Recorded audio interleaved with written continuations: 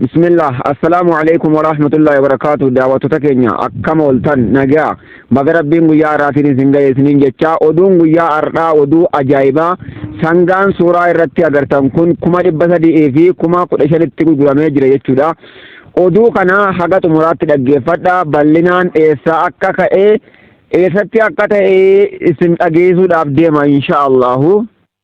Egaa daawwattoota keenya warreen chaanala kanaaf haaraya taatan subscribe gattuqadhaa. Subscribe gattuqadhaati maamila nuuf tahaa isiniin jenna. Egaa warreen maatii koomee meediyaa taatan viidiyoo kana share godhaa. Koomentii fi laayikii illee itti dabalaa isiniin jechaatuma amma gara oduutti seenuudhaa deemna jechuudha inshaallahu yoo rabbiin ni dubbattanuun jedhe jechuudha.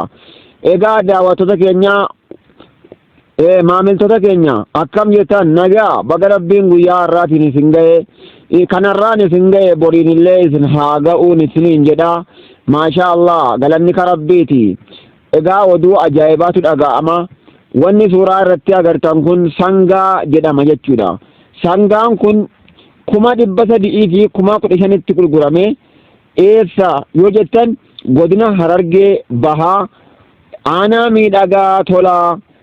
Aanaan miidhagaa tolaagaa Somaalee moggaatti argamtii. Somaaleedhaan wal daangessan yeroo hundaahu Somaaleedhaan nageenya hin qabanuu dhukaasa walirraa banaa oolan jechuudha. Miidhagaan tolaadha.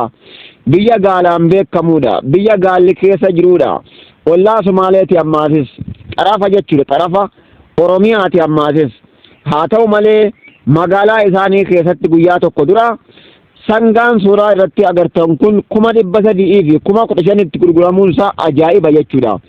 Kanaaf daawwattoota keenya yeroo ammaan tana wanni hundii ol kutee ture. Dur wanni qotee bulaan keenya harkaa qabu rakasa ture jechuudha.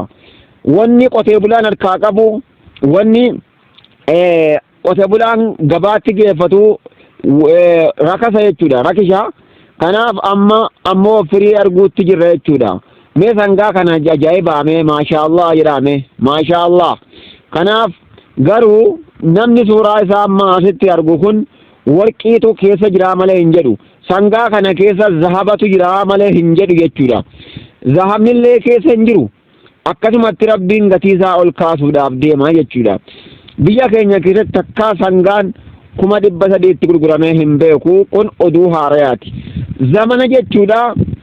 Ruuznilleen sukkaarrilleen zayitnilleen zamana gartanii mana shaayii fi daabboo ol seentanii yoo xiqqeessanii nyaattan takkaa'uu xiqqeessitanii yoo fayyadamtan qarshii 50 baaftanii gadi baatan jechuudha duuba.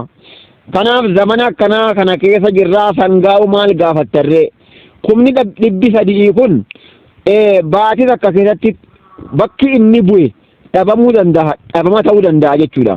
Gizeen amma keessa jirru kun gizee qaala'insa jiru, gizee wanni hunduu qaala'e. Egaa daawwattoota keenya way sangaan qofti wanni biraa qophaatti akkamitti qaalaaree sangumaa waliin wal deemuudha.